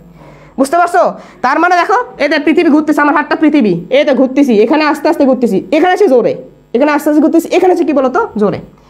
তিনি আশ্চর্যভাবে খেয়াল করলেন কেমন দ্রুত চলে, এর প্রশ্নের উত্তর তিনি পেয়ে গেছেন। তিনি কি পেয়ে গেলেন, যে যখন সূর্য থেকে পৃথিবীটা দূরে থাকে তখন পৃথিবী আস্তে আস্তে চলে, যখন সূর্য থেকে পৃথিবী কী হয় বলতো কাছে থাকে তখন কী হয় বলতো দ্রুত চলে। তাহলে দেখো এই তো গবেষণার কিন্তু ফল আসতেছে, গবেষণার আস্তে আস্তে কী আসতেছে বলতো ফল আসতেছে। আশ্চর্যজনকভাবে উনি যে জিনিসগুলো এভাবে মানে দেখতে পারছেন, যে জিনিসগুলো গল্প আকারে তিনি কী করছেন বলতো দেখছেন, যে জিনিসগুলো পর্যবেক্ষণ করছেন ওই জিনিসগুলো সূত্র আকারে দিয়ে দিয়েছেন। এই তো আমি যে কথাটা বলছি এটাকে বলা হয় কেপলারের গ্রহ সংক্রান্ত প্রথম সূত্র, এটাকে বলা হয় কি বলতো কেপলারের গ্রহ সংক্রান্ত গ্রহের ঘূর্ণন সংক্রান্ত দ্বিতীয় সূত্র। প্রথম সূত্রে তিনি কি বলেন, তিনি এই তো এই কথাটা দেখার পরে তিনি সুন্দর করে বলে দেন, দেখো তো উনি কি পর্যবেক্ষণ করছেন, যে এই যে সূর্যটা পৃথিবীটা সূর্যকে কেন্দ্র করে ঘুরতেছে, এটা পৃথিবীর জায়গায় অন্য যে কোনো গ্রহ হতে পারে, অন্য যে কোনো গ্রহ হতে পারে, আমি পৃথিবীটা বুঝাচ্ছি যাতে তোমার বুঝতে সুবিধা, আমরা যে পৃথিবীতে আছি যেহেতু আমরা ইমাজিন করতে একটু ভালো আমাদের হবে। তাহলে এখানে দেখো সূর্য আছে, এই সূর্যকে পৃথিবী কেন্দ্র করে ঘুরতেছে, কেমন পথে ঘোরে, তিনি বলেন উপবৃত্তাকার পথে ঘোরে। তাহলে উপবৃত্তাকার পথে ঘুরে কাকে কেন্দ্র করে ঘুরতেছে, সূর্যকে, তার মানে সূর্যকে তো উপবৃত্তের কোনো একটা জায়গায় রাখতে হবে, তাহলে উপবৃত্তের কোথায় রাখে, ফোকাসে রাখে, যে কোনো একটা ফোকাসে, এখানেও সূর্যকে রাখতে পারতো, সূর্য এখানেও থাকতে পারতো, কোনো সমস্যা নেই, কিন্তু যে কোনো এক জায়গায় থাকবে, একই সূর্য তো একসাথে দুই জায়গায় থাকতে পারে না, সূর্যকে ভাঙবে এরকম করে দুই জায়গায় দিয়ে দেবা না, সূর্য তো একটাই, ঠিক আছে, হয় এখানে থাকবে না এখানে থাকবে। তাহলে সূর্যকে যে কোনো একটা ফোকাসে রেখে পৃথিবী কি করে বলতো উপবৃত্তাকার পথে কি হয় বলতো কেন্দ্র করে ঘোরে, এটা তো প্রথম সূত্র। দেখো তো এটা মুখস্থ করার কোনো দরকার আছে না। সূর্য কি করে, অন্যান্য গ্রহগুলো কি করে, অন্যান্য গ্রহগুলোকে সূর্যকে উপবৃত্তের একটা ফোকাসে রেখে উপবৃত্তাকার পথে ঘোরে। এক নম্বর সূত্র শেষ। এক নম্বর সূত্রকে বলা হয় কক্ষপথের সূত্র। এক নম্বর সূত্রকে কি বলা হয়, কক্ষপথের সূত্র। এটা কিন্তু ইম্পর্টেন্ট, আমি এগুলো লিখে দেবো আবার, আমি জাস্ট বুঝাচ্ছি তোমাকে। হ্যাঁ, তাহলে প্রথম সূত্রকে কি বলা হয়, কক্ষপথের সূত্র বলা হয়। কেন কক্ষপথের সূত্র বলা হয় দেখো তো, কক্ষপথটা কেমন, বৃত্তাকার নাকি উপবৃত্তাকার সেই কথাটা বলে দিয়েছে কিনা বলো। হ্যাঁ, সেই কথা বলে দিয়েছে। তারপর দেখো 2 নম্বর সূত্রে কি বলছে, যে যে এটা কেমন দ্রুতিতে চলবে, খুব দ্রুত চলবে নাকি আস্তে চলবে, কোথায় কেমন দ্রুততে চলবে পৃথিবীটা সেটা বলে দিয়েছে। বুঝতে পারছো? তার মানে কি বলতো, আমরা কি দেখলাম এখান থেকে, যে যখন এই সূর্য থেকে পৃথিবীটা দূরে থাকবে আস্তে চলবে, যখন কাছে থাকবে তখন কি হবে বলতো দূরে চলবে। আমার কথা কি বোঝা যাচ্ছে নাকি বোঝা যাচ্ছে না? মানে আজকে দেখার মতো কোনো কিছু নাই, আমার ফোনে চার্জও নাই, যেই জন্য ফোনটা নিতে পারতেছি না, বুঝছো? ওকে, এখন তুমি খেয়াল করো দেখো, তাহলে এই যে দ্বিতীয় সূত্রটা তিনি কি বললেন বলতো, যে দ্বিতীয় সূত্রটা কি, যে তুমি যদি কি করো, এই দ্বিতীয় সূত্রকে একটা নাম দেওয়া হয় কি বলতো, ক্ষেত্রফলের সূত্র। ক্ষেত্রফলের সূত্র। কিভাবে ক্ষেত্রফলের সূত্র দেখো, তুমি যখন কি করছো, সূর্যকে রেখে এই যে পৃথিবীগুলোকে যোগ করে দিছো, কি করে দিছো, সংযোগ করে দিছো। তাহলে একটা নির্দিষ্ট সময়ে সূর্য এবং এই সূর্য এবং পৃথিবীর সংযোগকারী যে ক্ষেত্রফল থাকে, এই ক্ষেত্রফলটা কি হয় বলতো সমান হয়। একটা নির্দিষ্ট সময়ে সূর্য যে চাপ বরাবর যে দূরত্ব অতিক্রম করে, ওই দূরত্ব দিয়ে যদি এখানে কি করে যোগ করে দাও, তাহলে যে ক্ষেত্রফলটা পাবে, ক্ষেত্রফলটা কি থাকে বলতো সমান থাকে। তাহলে এটা কি বলতো দ্বিতীয় সূত্র, ক্ষেত্রফলের সূত্র। দেখো এখানে ক্ষেত্রফল, এখানে ক্ষেত্রফল কি বলতো সমান। তিনি আরো একটা জিনিস কি করছেন বলতো, পর্যবেক্ষণ করছেন। জিনিসটা কি পর্যবেক্ষণ করছেন, এটা একটু মনোযোগ দাও। দেখো তিনি পর্যবেক্ষণ করছেন হলো যে তুমি যদি এখানে কি নাও বলতো, ওকে উপবৃত্ত নাও, নিলাম, কোনো সমস্যা নেই। তাহলে উপবৃত্তকে কি করবে বলতো, উপবৃত্তকে কি করবে, একটা ফোকাসে রাখবে। এই তো উপবৃত্তকে ফোকাসে রাখে না, এই সূর্যকে একটা ফোকাসে রাখে এই পৃথিবীটাকে উপবৃত্তাকার পথে কি বলতো ঘুরতেছে, উপবৃত্তাকার পথে ঘুরতেছে। ওকে, সমস্যা নেই, আচ্ছা ঘুরুক। এখন দেখো আমরা কিন্তু পর্যায়কাল নামের একটা কথা জানি। কি জানি বলতো, পর্যায়কাল নামের একটা কথা জানি। পর্যায়কাল কি, যে কোনো একটা বস্তুর গতি যদি এমন হয় যে এটির গতিপথের কোনো নির্দিষ্ট বিন্দুকে নির্দিষ্ট সময় পর পর একই দিক থেকে অতিক্রম করে, তখন ওই ধরনের গতিকে কি বলে বলতো? পর্যায়বৃত্ত গতি বলে। আর যে সময় লাগে ওই সময়টাকে বলে কি বলতো? পর্যায়কাল। আশা করি এটা জানা আছে। তাহলে ধরো এই পৃথিবী এখান থেকে কি করছে বলতো? উপবৃত্তাকার পথে গিয়ে ঘুরতেছে, তাহলে এখানে আসতে তার যে সময়, সেই সময়টা কি বলতো? টি। সেই সময়টা কি বলতো? টি। এবং এই যে সূর্যটা আছে না, কি আছে বলতো? সূর্য মামা আছে। এই সূর্য মামা এবং এই পৃথিবীর যে কেন্দ্রের মধ্যবর্তী দূরত্ব, সূর্য মামার কেন্দ্র এবং পৃথিবীর কেন্দ্রের মধ্যবর্তী দূরত্ব, এই দূরত্বকে ধরো কি বলতো? R1। তিনি খেয়াল করলেন এই যে সূর্যের কেন্দ্র এবং পৃথিবীর কেন্দ্রের মধ্যবর্তী যে দূরত্ব R, ঠিক আছে, এই R এর যদি কিউব নাও এবং এই যে পর্যায়কালে যদি বর্গ নাও, এই দুইটা পরস্পরের কি হয় বলতো? সমানুপাতিক হয়। অর্থাৎ এই যে পৃথিবী যে কোনো একটা উপবৃত্তাকার পথে ঘুরতেছে, তার তো একটা পর্যায়কাল আছে। এই পর্যায়কালের বর্গ এই সূর্যের কেন্দ্র থেকে পৃথিবীর কেন্দ্র পর্যন্ত যদি দূরত্ব নাও, এই দূরত্বকে যদি কি করো বলতো? ঘন করো, এই দুটো পরস্পর কি হয়ে যায় বলতো? সমানুপাতিক হয়ে যায়। পর্যায়কালের বর্গ, হ্যাঁ, সূর্যের কেন্দ্র এবং পৃথিবীর কেন্দ্রের মধ্যবর্তী দূরত্বের ঘনফলের সমানুপাতিক। এই যে তিনটা জিনিস উনি পর্যবেক্ষণ করলেন, এই তিনটা জিনিসকে তিনি তিনটা সূত্রের মাধ্যমে কি করলেন বলতো? প্রকাশ করে দিলেন। এবং এটাকে বলা হয় তৃতীয় সূত্র বা পর্যায়কালের সূত্র। তৃতীয় সূত্র বা কি বলতো? পর্যায়কালের সূত্র। দেখো গল্প আমাদের এখান পর্যন্ত আমরা শেষ করলাম, এখান থেকে শেষ করলাম। আমি আবার গল্পটা একটু কি করতেছি বলতো? শুরু করতেছি। দেখো গল্প বলতেছি, দেখো কিভাবে জিনিসগুলো আসে। খুবই মজা যে একবার এই গল্প আকারে যখন জিনিসগুলো পড়বা, তখন দেখবা যে জিনিসগুলো কঠিন মনে হচ্ছে না। তোমাকে যদি আমি এসে বলে আজকে কেপলারের সূত্র পড়াবো, এই তো আসো ধামধাম করে আমরা থিওরি লিখে দিই, তাহলে কিন্তু তুমি মজা পাবা না জিনিসগুলো পড়ে। হ্যাঁ, তো দেখো কেপলারের সূত্রে বললাম আমরা কি বলতো? গল্পের আকারে উনি যেভাবে জিনিসগুলো দেখছেন, আমরা সেইভাবে জিনিসগুলোকে কি করলাম বলতো? ব্যাখ্যা করলাম। তাহলে জিনিসগুলো আসছে কোথায় থেকে? আমি তো আগেই বলছি, খুবই একটা অনেক বড় ইতিহাস, অবশ্যই পড়ে নিবা, অবশ্যই গুগলে সার্চ দিবা আজকে ক্লাস শেষ করার পরে। আমাদের পঞ্চদশ শতাব্দীর দিকে আমাদের একজন বিখ্যাত দার্শনিক ছিলেন টলেমি, ঠিক আছে। উনি কি করলেন? একটা মতবাদ দিলেন, এবং ওই সময়ের মানুষ যারা ছিল তারাও এটাই বিশ্বাস করতো যে সূর্য আমাদের পৃথিবী কেন্দ্র করে ঘুরতেছে। হ্যাঁ, যে তাহলে এই যে ধারণা, এটা কি ছিল বলতো? ভুল ছিল। এই ধারণাটা কিন্তু অনেক দিন ধরে কি করছে বলতো? চলছে। পরবর্তীতে পঞ্চদশ শতাব্দী, একটা শতাব্দী চলে গেছে। পরবর্তীতে যখন ষোড়শ শতাব্দী চলে আসছে, ষোড়শ শতাব্দীতে পরবর্তীতে এসে যে কোপারনিকাস, ইনি এসে বললেন যে না, উনি অনেক পর্যবেক্ষণ করে দেখলেন যে আমি যদি ওই তত্ত্বকে সঠিক ধরে নেই, তো ওই তত্ত্বকে সঠিক ধরে পদার্থবিজ্ঞানের অনেক কিছুকে তিনি ব্যাখ্যা করতে পারতেছিলেন না, মানে সমস্যা হচ্ছিল আর কি। তখন তিনি কি করছিলেন বলতো? আসে আর একটা নতুন একটা কি দিলেন মতবাদ দিলেন, এবং পর্যবেক্ষণ করে দেখলেন যে না, সূর্য স্থির, সূর্যকে কেন্দ্র করে আমাদের অন্যান্য গ্রহ, পৃথিবী হোক, অন্যান্য যেগুলো গ্রহ নক্ষত্র আছে, এগুলো সূর্যকে কেন্দ্র করে একটা নির্দিষ্ট কক্ষপথে কি করে বলতো? ঘোরে, এরা ঘুরতেছে, ঠিক আছে। আচ্ছা, এই কথাটা বলে গেল, দুইজন বিজ্ঞানী মারামারি শুরু হয়ে গেছে। তখন বিজ্ঞানীদের ভিতর কি হবে বলতো? একটা আলোড়ন সৃষ্টি হয়ে যাবে। আচ্ছা, দুইজন তো দুই রকম কথা বলতেছে, তাহলে আমরা আরো একটু গবেষণা করি কার কথা ঠিক। তখন আমাদের টাইক্রো ব্রাহ্ম নামক একজন ধনী ব্যক্তি, খুবই কি বলতো? ধনী ব্যক্তি ছিল। উনি এখন কি করলেন বলতো? টাকা পয়সার অভাব নাই, আমি গবেষণা শুরু করব। উনি গবেষণা করার জন্য ভেন দ্বীপে গেলেন। ভেন দ্বীপে গিয়ে ওখানে গিয়ে তিনি একটা কি করলেন বলতো? মানমন্দির তৈরি করলেন। মানমন্দির কি? এই তো তোমার হচ্ছে জ্যোতির্বিজ্ঞানের গবেষণা করার জন্য, সামুদ্রিক কিছু গবেষণা করার জন্য, ভূতত্ত্বের গবেষণা করার জন্য, এগুলো একটা নীরব একটা জায়গায় একটা কি করা বলতো? রুম বা কক্ষ তৈরি করা হয়, মানে যেটাকে আমরা বলি হচ্ছে এখন তোমার কি বলে? ল্যাবরেটরি, ঠিক আছে। তাহলে ওইরকম তিনি একটা কি করলেন বলতো? মানমন্দির তৈরি করলেন, যেখানে উনি অনেক যন্ত্রপাতি নিয়ে আসলেন। যন্ত্রপাতি নিয়ে ওখানে কাকে নিয়ে? সাথে নিয়ে কেপলারকে সাথে নিয়ে উনি অনেক কি করলেন বলতো? গবেষণা করলেন। এবং উনি যা কিছু পর্যবেক্ষণ করলেন সাথে সাথে খাতায় লিখলেন, এবং কেপলারকে ওনার সব তথ্য দিয়ে গেলেন, ঠিক আছে। কেপলার কি করছে বলতো? গুরুর সাথে অনেকদিন ধরে কি করছে বলতো? সাধনা করছে। সাধনা করার পরে কেপলার আবার এই জিনিসগুলোকে নিয়ে কি করছে বলতো? গবেষণা শুরু করছেন। তিনি যখন গবেষণা শুরু করছেন, তিনি তখন মেনে নিলেন এবং বিশ্বাস করলেন, এবং তার পরীক্ষার মাধ্যমেও দেখলেন যে হ্যাঁ, কোপারনিকাসের তথ্যটাই সত্য, যে সূর্যকে কেন্দ্র করে অন্যান্য গ্রহ নক্ষত্রগুলো ঘুরতেছে। এখন কথা হলো, মানলাম ঠিক আছে, কিভাবে ঘুরতেছে, কত দ্রুতিতে ঘুরতেছে, এগুলো কেমন হবে, এই প্রশ্নগুলো তার মনের ভিতরে আসলো। তখন তিনি গবেষণা করা শুরু করলেন, এবং তারপর গবেষণার ফলাফল থেকে তিনি দেখলেন যে এই যে গ্রহ বা নক্ষত্রগুলো আছে, এগুলো সূর্যকে উপবৃত্তাকার পথে ঘোরে। উপবৃত্তাকার পথে যদি ঘোরে, তাহলে কি করবে? সূর্যকে একটা ফোকাসে রাখবে। উপবৃত্তের দুইটা বৈশিষ্ট্য, একটা হচ্ছে কি? উপবৃত্তের দুইটা ফোকাস থাকে, এটাকে F1 ফোকাস দিলাম, এটাকে F2 ফোকাস দিলাম, আর একটা কেন্দ্র থাকে। এগুলো নিয়ে তোমরা ম্যাথে অনেক পড়ালেখা করবে, আমি ওগুলোতে যাইতে চাচ্ছি না। এখন তুমি খেয়াল করে দেখো, তাহলে আমাদের যে সূর্য থাকে, এই পৃথিবী সূর্যকে একটা কি রাখে বলতো? ফোকাসে রাখে। ফোকাসে রাখে উপবৃত্তাকার পথে ঘোরে, এই তো তিনি একটা দিলেন কিভাবে ঘোরে, এই প্রশ্নের উত্তর তিনি পেয়ে গেছেন, উপবৃত্তাকার পথে ঘোরে। তারপরে বললেন কত দ্রুতিতে ঘোরে। যদি ঘোরেই ঠিক আছে, কত দ্রুতিতে ঘুরতেছে, কোথায় তার দ্রুতি কেমন হবে, বেগ কেমন হবে, তিনি তখন পর্যবেক্ষণ করে দেখলেন যে সূর্য থেকে যত দূরে থাকে অন্যান্য গ্রহ, তখন তার বেগ কী হয় বলতো, কম হয়, যতই কাছে আসে বেশি হয়। ঠিক আছে, এই জিনিসগুলো তিনি দেখলেন। তারপর তিনি আরও একটা পর্যবেক্ষণ করে দেখলেন যে যেহেতু ঘুরতেছে তার মানে তার একটা পর্যায়কাল থাকবে। এই পর্যায়কালের বর্গ এইখানে সূর্যের কেন্দ্র থেকে যে গ্রহটা ঘুরতেছে এই গ্রহের যে মধ্যবর্তী দূরত্ব আছে এই দূরত্বের কি বলতো ঘনফলের সমানুপাতিক। ব্যাস তিনটা জিনিস তিনি দেখো গল্প করতে করতে পায়ে গেছে, তিনটা জিনিস তিনটা সূত্র আগে প্রমাণ করে দিছে।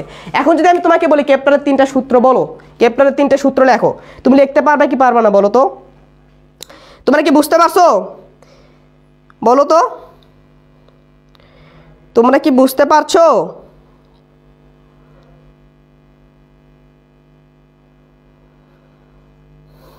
আমি আজকে তোমাদের কমেন্ট খুব বেশি পড়তে পারতেছি না, কারণ হলো আমার কাছে হচ্ছে মনিটর নাই, কমেন্ট দেখতে পাচ্ছি না, অথবা তোমাদেরকে সেজন্য প্রশ্ন করতেছি না খুব বেশি। হ্যাঁ, আমি একটানা পড়ায় যাচ্ছি। আর সব থেকে বড় কথা হলো আজকে হচ্ছে আমার শরীরটাও মোটামুটি খারাপ, বুঝছো?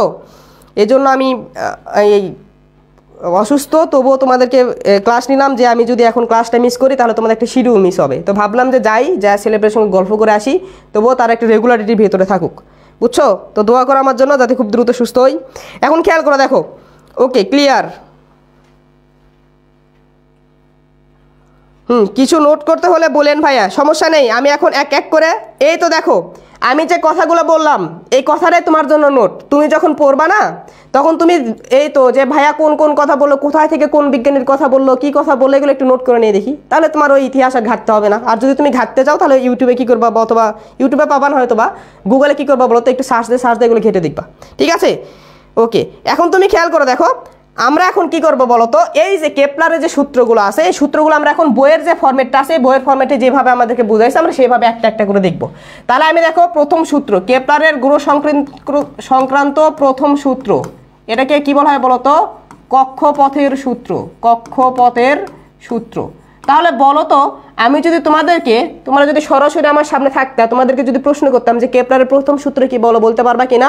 প্রথম সূত্রকে বলা হলো কি, কক্ষপথের সূত্র। কেন কক্ষপথের সূত্র বলা হলো? দেখো সূত্র লিখলে বুঝতে পারবা যে কি কেন বলা হলো।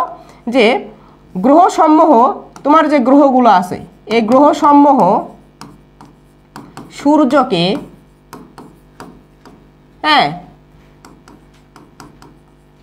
উপবৃত্তের কোনো ফোকাসে রেখে উপবৃত্তাকার পথে ঘোরে, উপবৃত্তাকার পথে ঘোরে। শেষ। দেখো ওই তো কেপলার যা গল্প বলছিলাম, কেপলারের যে গল্প তোমাদেরকে শোনালাম সেই গল্পটা কি করলাম বলো তো, লিখে দিলাম। আচ্ছা ঠিক আছে, কোনো সমস্যা নাই। তাহলে দেখো এখন আমরা খেয়াল করো, ওটা আমরা এখন এই যে চিত্রের মাধ্যমে দিলাম। তাহলে এখন তোমাকে আমি সুন্দর করে নোট করে দিচ্ছি, এগুলো নোট করবা। এগুলো কি করবা বলো তো, নোট করবা। এই তো ফোকাস, এখানে একটা কি বলো তো ফোকাস, তার মানে এই দুটার নাম কি ভাই, এই দুটার নাম কি, এই দুটা হলো ফোকাস, এই দুটা কি ফোকাস। আর উপবৃত্তের একটা কেন্দ্র থাকে, এই তো উপবৃত্তের আর একটা কি থাকে বলো তো, কেন্দ্র থাকে, এটাকে বলা হয় কেন্দ্র, কেন্দ্র। তাহলে ফোকাসকে আমি F1 দ্বারা প্রকাশ করলাম, এটাকে F2 দ্বারা, আর কেন্দ্রকে C দ্বারা প্রকাশ করলাম। তাহলে এখানে যদি তোমার কি হয় বলো তো, সূর্য থাকে, এটা যদি সূর্য মামা হয় তাহলে কি করবে বলো তো, এখানে ধরো একটা পৃথিবী আছে, এই তো এটা কি বলো তো আর্থ, পৃথিবী, এই উপবৃত্তাকার পথে ঘুরবে। শেষ, প্রথম সূত্রের কাজ শেষ। তারপর আমরা কি দেখবো বলো তো, তারপর আমরা দেখবো হলো দ্বিতীয় সূত্র। তারপর আমরা কি দেখবো, তারপর আমরা দেখবো দ্বিতীয় সূত্র, দ্বিতীয় সূত্র। ঠিক আছে, এটাকে বলা হয় ক্ষেত্রফলের সূত্র, এটাকে বলা হয় ক্ষেত্রফলের সূত্র, ক্ষেত্রফলের সূত্র। ঠিক আছে, হ্যাঁ ঠিক আছে। ক্ষেত্রফলের সূত্র কেমন হবে ভাই, হ্যাঁ বলো তো কেমন হবে? দেখো ওকে, আচ্ছা এখন আমি তোমাদের সব কিছু পড়তে পারতেছি। হ্যাঁ মাশরাফি ইমতিয়াজ বলছো যে ভাইয়া এই অধ্যায়টা কি সম্পূর্ণ পড়ানো হবে? সম্পূর্ণ A to Z পড়ানো হবে। আজকে আমি তোমাদের আগে বলছি আজকে আমি অসুস্থ, আমি জাস্ট তোমাদের যে আজকে ক্লাসটা নিতে হবে এই জন্য আসি। তাও ক্লাস নেওয়া আসার পর দেখি যে আবার আমাদের পিসি কাজ করতেছে না, ঠিক আছে, তাও এই ক্লাসে ঢুকলাম। আজকে এই অধ্যায়টা সম্পূর্ণ পড়ানো হবে, মানে কি A to Z পড়ানো হবে, A to Z। তোমার এই অধ্যায়ের মানে এই অধ্যায়টা যে এত মজার একটা অধ্যায় এটা তুমি বুঝতে পারবা আস্তে আস্তে যখন আমরা থিওরির দিকে যাবো। ঠিক আছে, আমরা থিওরির দিকে কিন্তু আস্তে আস্তে ঢুকবো। আজকে আমরা জাস্ট বেসিক কিছু কথাবার্তা বলবো।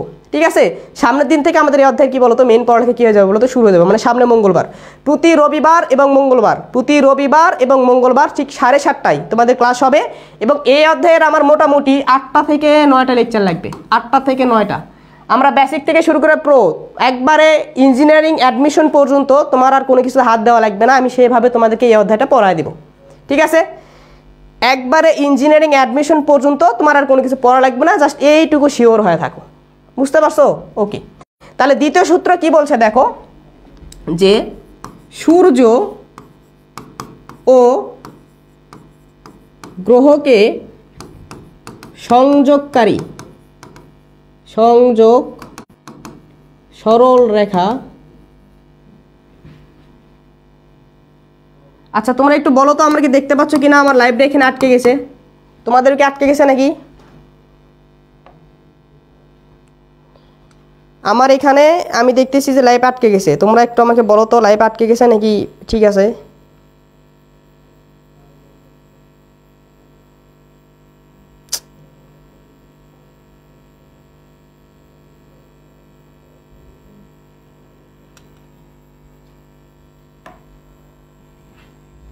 একটু আমাকে বলো আমার এখানে লাইভ। আচ্ছা ঠিক আছে, ঠিক হয়ে গেছে, হ্যাঁ এখন ঠিক হয়ে গেছে। দেখো 3 নাম্বার সূত্রটা আর একটু বোঝাই দেন ভাইয়া। ওকে, আবার আমি 3 নাম্বার সূত্রতে আসতেছি। দেখো আবার আমি 3 নাম্বার সূত্রতে আসবো। 2 নাম্বার সূত্র কি বলছে দেখো, দ্বিতীয় সূত্র বলছে কক্ষপথের সূত্র, বা ক্ষেত্রফলের সূত্র, ক্ষেত্রফলের সূত্র কি বলতো, সূর্য এবং গ্রহকে সংযোগকারী সরল রেখা দ্বারা, হ্যাঁ সংযোগকারী সরল রেখা সমান সময়ে সমান ক্ষেত্রফল অতিক্রম করে।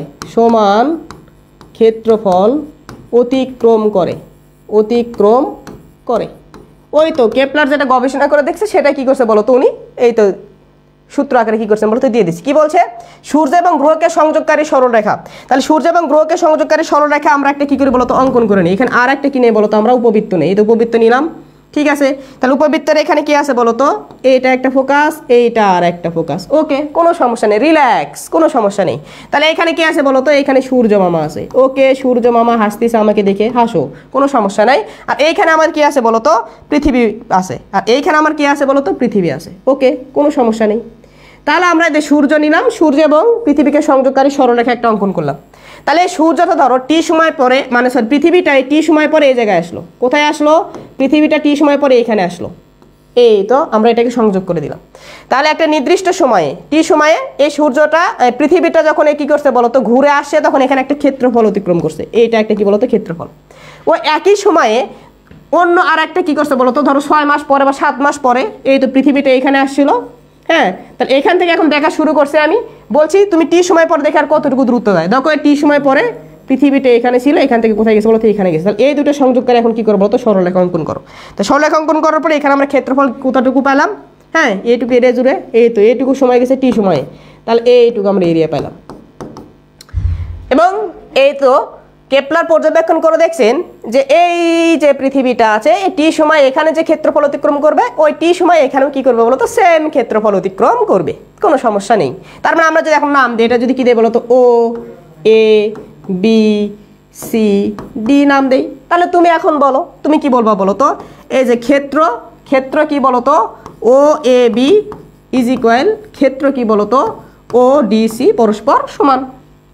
এখান থেকে আমরা বুঝতে পারি যে সূর্যের যখন কাছাকাছি আসে তখন আমরা দেখি এই টি সময় এই পরিধি বরাবর পৃথিবী বেশি দূরত্ব যায়। দেখো এই পরিধি বরাবর কতটুকু ছিল, এইটুকু, আর এই পরিধি বরাবর দেখো কতটুকু। তার মানে যখন সূর্য কাছাকাছি কোনো গ্রহ থাকে ওই গ্রহের বেগ কী হয় বলতো বেশি হয়, আর সূর্য থেকে যখন দূরে চলে যায় তার বেগ কী হয় বলতো কম হয়, তাই না? হ্যাঁ, তাহলে এই জিনিসটা স্টার দিয়ে লিখে নাও যে কোনো গ্রহ যখন সূর্যের কাছাকাছি থাকে, কোনো গ্রহ সূর্যের কাছাকাছি থাকলে বেগ বেশি, আর দূরে থাকলে কি হয় বলো তো বেগ কম। দূরে থাকলে কি হয় বলো, বেগ কম হয়। বলো দ্বিতীয় সূত্র বুঝছো কিনা বলো, একটু প্রশ্নের উত্তর দাও। দ্বিতীয় সূত্র বুঝছো কিনা? তাহলে আমরা তৃতীয় সূত্রতে চলে যাব। এই দেখো আমরা এখন কোথায় গেলাম বলো তো? তৃতীয় সূত্রে গেলাম। তৃতীয় সূত্র। এখন দেখো তৃতীয় সূত্রটা দেখো। তাহলে এই যে পৃথিবীটাকে কেন্দ্র করে ঘুরতেছে ঘুরতেছে ঘুরতেছে ঘুরতেছে, তাহলে দেখো এই পৃথিবীটা এখানে এখান থেকে যাত্রা শুরু করছে, একবার ঘুরে আবার এই বিন্দুতে আসছে। তার যে পর্যায়কাল, তার যে কি বলতো পর্যায়কাল, এটা ধরো কত বলতো টি। তার পর্যায়কাল কত বলতো টি, ঠিক আছে। এবং এই যে পৃথিবীর এই সূর্যের কেন্দ্র থেকে পৃথিবীর কেন্দ্র পর্যন্ত যে দূরত্ব, এই দূরত্বটাকে আমরা বললাম কি বলতো আর। দূরত্বটাকে আমরা কি বললাম বলতো আর, ঠিক আছে। তাহলে এই যে দূরত্ব বা এটাকে বলা কি বলতো গড় দূরত্ব, এটাকে কি বলতো আর। এটা আর একটা নাম আছে অর্ধপরাক্ষ, অর্ধপরাক্ষ বা ব্যাসার্ধ, যেটাই হোক এগুলো বলা হয়, ঠিক আছে। তাহলে এই যে কেপলার আছে, তিনি এই যে টি এবং আর এর ভিতরে একটা সম্পর্ক খেয়াল করলেন। তিনি কি সম্পর্ক খেয়াল করলেন দেখো, কি সম্পর্ক খেয়াল করলেন দেখো। তৃতীয় সূত্রটা আমি একটা নতুন পেজে লিখতেছি, দেখো তৃতীয় সূত্র। ওকে, তৃতীয় সূত্র। তিনি যে সম্পর্কটা খেয়াল করলেন দেখো, এখানে ধরো কি বলতো সূর্য আছে, সূর্যটা ধরো এইখানে আছে। ওকে, লাল দিলাম কারণ সূর্য উত্তপ্ত হয়। তাহলে এইখানে ধরো একটা গ্রহ আছে, এইখানে একটা কি আছে বলতো গ্রহ আছে, এটা ধরো কি বলতো পৃথিবী। এখন গ্রহ কি একটাই আছে? গ্রহ তো আরও আছে, ঠিক আছে। ধরো মঙ্গল গ্রহ, ঠিক আছে। তারপর এরপরে ধরো কি বলতো মঙ্গল গ্রহ। মঙ্গল গ্রহ এরকম একটা পথে ধরো এখানে তাকে আবার ঘুরতেছে। এখানে আছে কি বলতো মঙ্গল গ্রহ। এই তো মঙ্গল গ্রহ এই পথ বরাবর ঘুরতেছে। পৃথিবী আর মঙ্গল গ্রহ কিন্তু একই পথ বরাবর থাকে না, তাদের আলাদা আলাদা কক্ষপথ থাকে। মঙ্গল গ্রহ ধর এই কক্ষপথে আছে। তো কোপার্নিকাস কিকে খেয়াল করছেন দেখো, কোপার্নিকাস খেয়াল করছেন যে এই তো ধরো এই যে পৃথিবীটা আছে, এই যে কি আছে বলতো পৃথিবীটা আছে। এই পৃথিবী এই পথে একবার প্রদক্ষিণ করতে ধরো পৃথিবীর যে পর্যায়কাল, এটা ধরো কি লাগে বলতো টি। পৃথিবীর যে সময়, এটা ধরো কি বলতো টি। এটা সূর্যের কেন্দ্র থেকে পৃথিবীর কেন্দ্র পর্যন্ত যে দূরত্ব, এটা ধরো কি বলতো আর ই। এটা কি বলতো আর ই, ঠিক আছে। আবার ধরো এই যে মঙ্গল গ্রহ আছে, এই মঙ্গল গ্রহটা তো এই পথ বারবার ঘুরতেছে, তার মানে মঙ্গল গ্রহের একটা কি থাকবে বলতো পর্যায়কাল থাকবে। তাহলে মঙ্গল গ্রহের যে পর্যায়কাল, এটা ধরো কি বলতো টিএম, মঙ্গল গ্রহ, ঠিক আছে। এবং এই মঙ্গল গ্রহের কেন্দ্র থেকে মঙ্গল গ্রহের যে দূরত্ব, এটাকে তুমি কি ধরো বলতো আর এম ধরো, এটা ধরো কি বলতো আর এম। তাহলে এই কেপলার কি দেখলেন? তিনি দেখলেন হলো যে সূর্যকে কেন্দ্র করে, হ্যাঁ সূর্যকে কেন্দ্র করে ঘূর্ণায়মান কোনো গ্রহের পর্যায়কালের বর্গ ওই গ্রহ ও সূর্যের কেন্দ্রের মধ্যবর্তী দূরত্বের ঘনফলের সমানুপাতিক।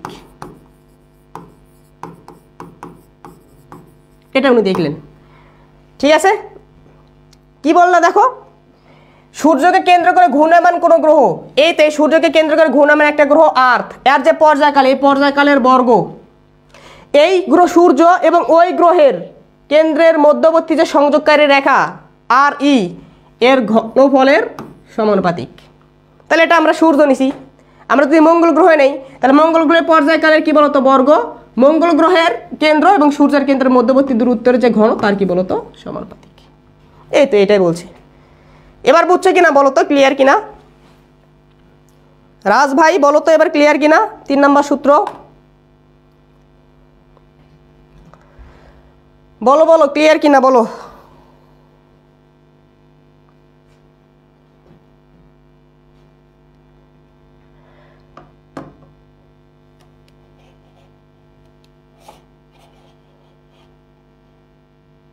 বলো 3 নম্বর সূত্র তোমরা বুঝতে পারছো কি?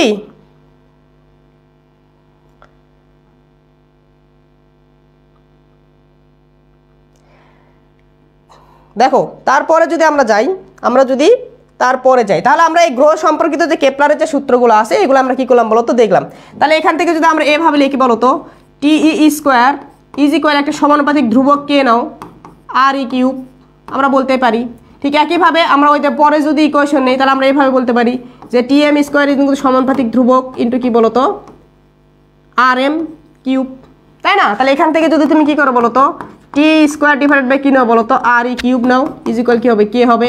ঠিক একইভাবে যদি এখানেও now T M square divided by R M cube is equal কি হবে বলো তো কি হবে। সমীকরণ নাম্বার 1 দাও, সমীকরণ নাম্বার কি দাও বলো তো 2 দাও। এই দুটো সমীকরণ যদি কি করো বলো তো তুলনা করো, তাহলে এটা বলতে পারো কি পারো না বলো, বলতে পারবা? এটা তো বলতেই পারবা যে দুইটা গ্রহের জন্য আমরা কি বলতো এই অনুপাত সমান। আরও একটা গ্রহ যদি নিতাম তাহলে ওই গ্রহের টিএম এর উপর স্কোয়ার মানে ওই গ্রহের পর্যায়কালের উপর স্কোয়ার ডিভাইড বাই ওই গ্রহের যে অর্ধপরাক্ষ যে দূরত্ব এই দূরত্বর ঘনফলের কি বলতো এভাবে অনুপাত নেবো, সবসময় কি আসবে বলতো ধ্রুবক আসবে। যে কটা গ্রহ তুমি নিবা সেই কটা গ্রহের জন্যই কি হবে বলতো এটা সত্য, এটা কি হবে সত্য হবে। তাহলে এই জিনিসগুলো যদি বুঝে থাকো তাহলে তোমাদেরকে আমি আরও একটা জিনিস পড়াই, সেটা হলো অনুসুর কি আর একটা কি বলতো অপসুর কি। তাহলে এখন হেডিং দাও অনুসির আর একটা কি বলতো অপসুর, অনুসুর আর একটা কি বলতো অপসুর। অনুসুর আর একটা অপসুর। তাহলে এখন তুমি খেয়াল করো, দেখো এই যে আমাদের যে উপবৃত্তাকার পথ ছিল এটা যদি একটা কি হয় বলতো উপবৃত্তাকার পথ হয়, ওকে। তাহলে এই যে উপবৃত্তের একটা কি থাকবে বলতো দুইটা ফোকাস থাকবে, এটা একটা ফোকাস এইটা আর একটা ফোকাস, আর উপবৃত্তের একটা কি বলতো থাকবে কেন্দ্র থাকবে। তাহলে ধরো এইখানে কি আছে বলতো সূর্য আছে, এখানে কি আছে সূর্য আছে। এখন তুমি খেয়াল করো তো এখানে যদি সূর্য থাকে কোনো সমস্যা নাই। এই সূর্য থেকে এই উপবৃত্তের উপর সব থেকে দূরতম বিন্দু কোনটা বলো তো? সব থেকে দূরতম বিন্দু তুমি অবশ্যই আমার সঙ্গে কি হবে বলো তো একমত হবা। আমি এখন যেটা অঙ্কন করব যে ভাইয়া এটা হলো কি বলেন তো সব থেকে দূরতম বিন্দু। এই যে এখান থেকে শুরু করে এই যে বিন্দুটা এটা সব থেকে কি বলতো দূরতম বিন্দু। তার মানে উপবৃত্তের উপর যদি আমি এখন কি নেই বলতো এই পয়েন্টটা নেই, এই পয়েন্টটা কি বলতো সব থেকে দূরতম বিন্দু সূর্যের কেন্দ্র থেকে। তারপর যদি বলি তোমাকে এখন প্রশ্ন করি যে ভাইয়া সব থেকে নিকটতম বিন্দু কোনটা বলো তাহলে আমাকে, তাহলে তুমি প্রশ্ন আমার উত্তর সুন্দর করে দিতে পারবা যে ভাইয়া এই যে বিন্দুটা আছে এই বিন্দুটা কি বলেন তো সব থেকে কাছের বিন্দু। তাহলে আমরা দুইটা বিন্দু পাইছি, একটা কি বলতো সূর্য থেকে দূরের বিন্দু আর একটা কি বলতো সূর্য থেকে কাছের বিন্দু। এখন দেখো সূর্য থেকে যে দূরের বিন্দু এই বিন্দুটার নামই হলো অপসূর, এই বিন্দুটার নাম কি বলতো অপসূর, আর যে কাছের বিন্দু এটার নাম হলো কি বলতো অনুসূর।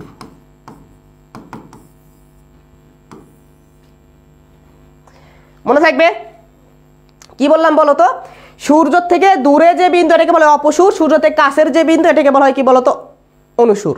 এখন ছেলেপেলেদের ভিতরে আমিও যখন ছাত্র জীবন ছিলাম ছাত্র জীবন আমারও মাঝে মাঝে এটা উল্টাপাল্টা হয়ে যেত যে কখন অপসূর হবে কখন অনুসূর হবে।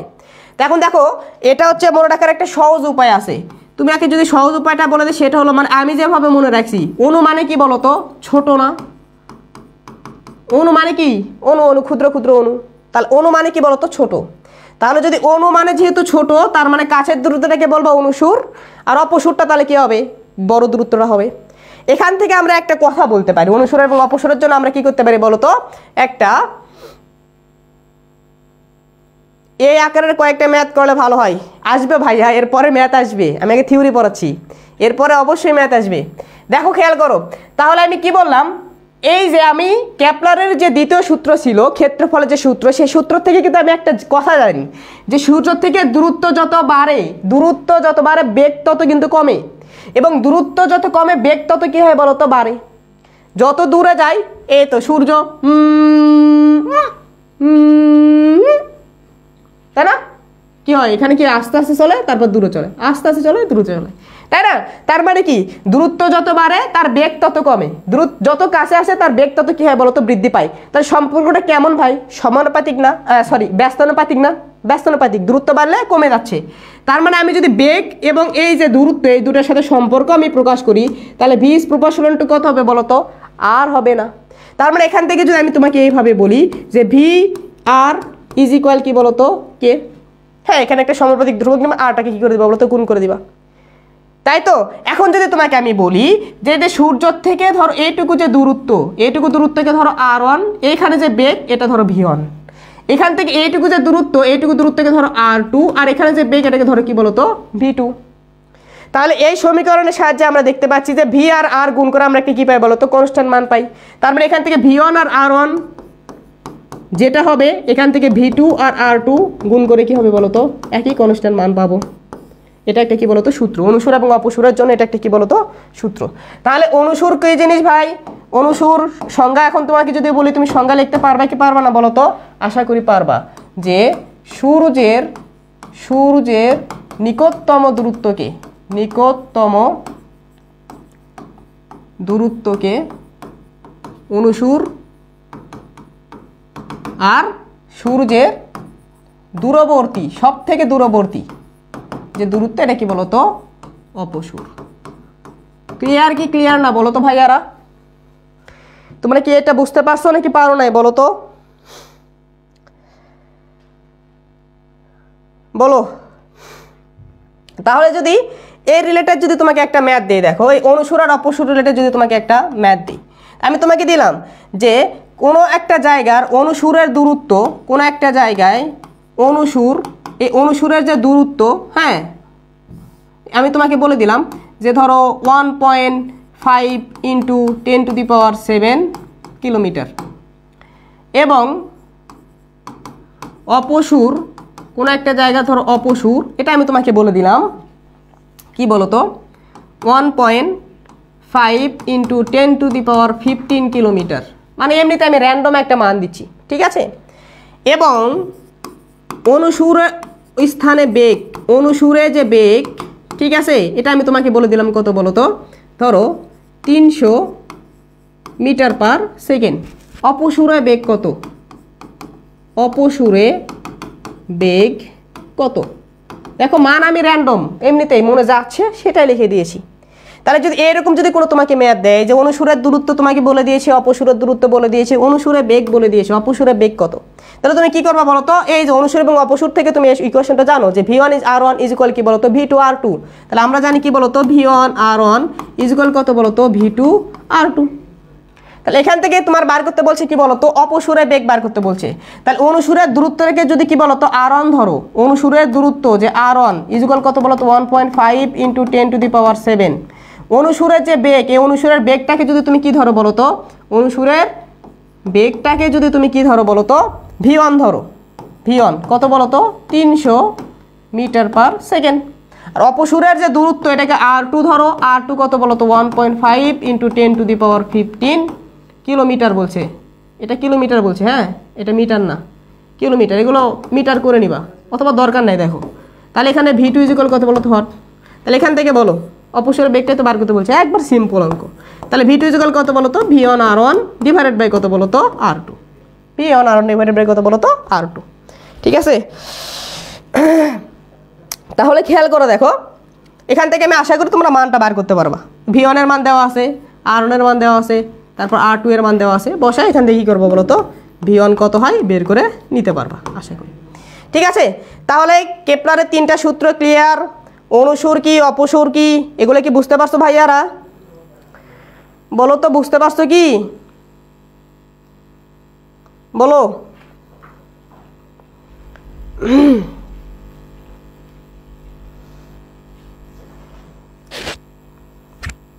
অনুসুর অপসুর এই দুটা সম্পর্কে কি আর কখনো তোমাদের কনফিউশন হবে বলো তো।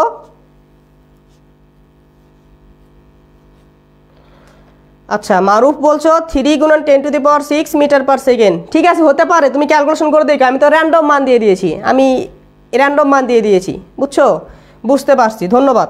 এখন খেয়াল করো, দেখো এই তো দেখো এর রিলেটেড আমরা কিছু ম্যাথ চাচ্ছিল না, দেখো এই তো কেপলারের সূত্র সংক্রান্ত আমরা কিছু এমসিকিউ আগে দেখি, তারপর ম্যাথে আসতেছি। কি বলছে দেখো, একটি গ্রহ ও বিন্দুকে কেন্দ্র করে, একটি গ্রহ কোন বিন্দুকে কেন্দ্র করে ভাইয়া, ও বিন্দুকে কেন্দ্র করে, ও বিন্দুকে কেন্দ্র করে, তার মানে কি একটা গ্রহ ও বিন্দুকে কেন্দ্র করে ABC উপবৃত্তাকার পথে, এই তো ABC উপবৃত্তাকার পথে ঘোরে। আচ্ছা ঘুরুক, কোনো সমস্যা নাই।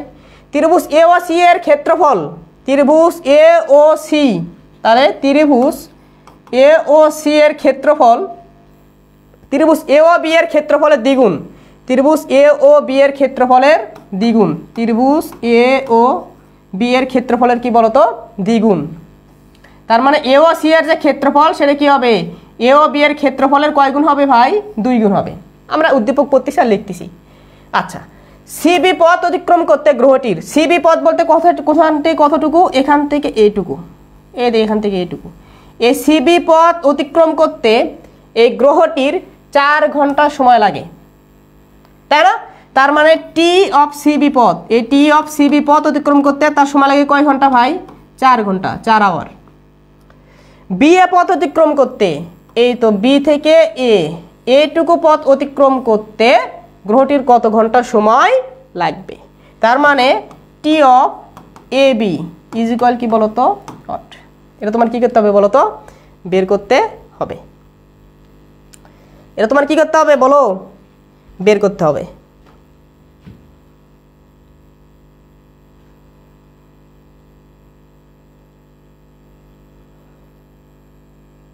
ঠিক আছে, বলো এই উদ্দীপক বুঝতে পারছো কিনা বলো, এই উদ্দীপক তোমরা বুঝতে পারছো কিনা বলো।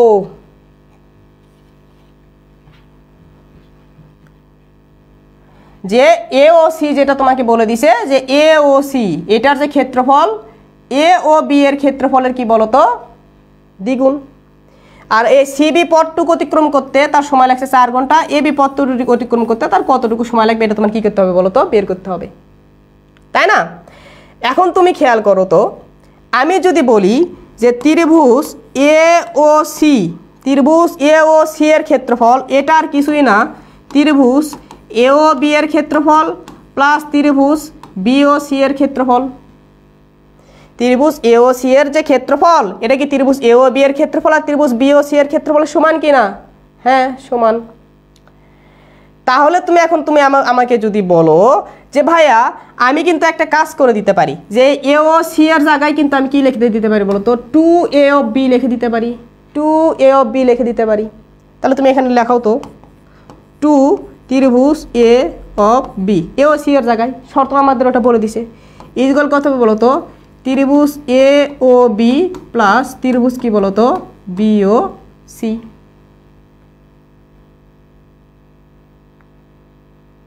বলো এটুকু বোঝা গেছে কিনা? তাহলে এখন তুমি খেয়াল করো, দেখো তো এখান থেকে যদি আমি কি করি বলতো, এটাকে এই পাশে নিয়ে আসি, তাহলে কি হবে, ত্রিভুজ এ ও বি এর ক্ষেত্রফল ইজ ইকুয়াল কি হবে বলতো, ত্রিভুজ বি ও সি এর ক্ষেত্রফল পরস্পর কি বলতো সমান হবে কিনা। তার মানে আমাদের যে এই ক্ষেত্রফল আর এই তো এই ক্ষেত্রফল, এই দুটো ক্ষেত্রফল পরস্পর কি বলতো সমান। বুঝছি কিনা বলো? তাহলে এই ক্ষেত্রফল আর এই ক্ষেত্রফল যদি কি হয় বলতো পরস্পর সমান হয়ে যায়, এই ক্ষেত্রফল আর এই ক্ষেত্রফল যদি কি হয়ে যায় বলতো পুরো সমান হয়ে যায়, তাহলে আমরা কি পড়ছি বলতো, যে কেপলারের দ্বিতীয় সূত্র অনুযায়ী যে গ্রহগুলো সমান সময়ে সমান ক্ষেত্রফল অতিক্রম করে, সমান সময়ে কি করে বলতো সমান ক্ষেত্রফল অতিক্রম করে। যেহেতু এই দুটা ক্ষেত্রফল পরস্পর কি হয়ে গেছে বলতো সমান হয়ে গেছে, তাহলে আমাকে বলতো এইটুকু যাইতে বিসি মানে সিবি যাইতে যদি 4 ঘন্টা সময় লাগে, তাহলে এ বি যাইতে কি লাগবে বলতো 4 ঘন্টা সময় লাগবে কিনা বলো, 4 ঘন্টা সময় লাগবে কিনা বলো। সি, হ্যাঁ অ্যান্সার কত বলো তো সি। সুন্দর, মারুফ বুঝতে পারছো। চলো পরেরটা দেখি আমরা। তারপর কি বলছে, পৃথিবী তথা গ্রহগুলো সূর্যের চারদিকে উপবৃত্তাকার পথে পরিভ্রমণ করছে, এই সূত্রটি কে প্রদান করে? এটা কোনো এমসিকিউ। কে প্রদান করছে রে ভাই? কেপলার। কে প্রদান করছে?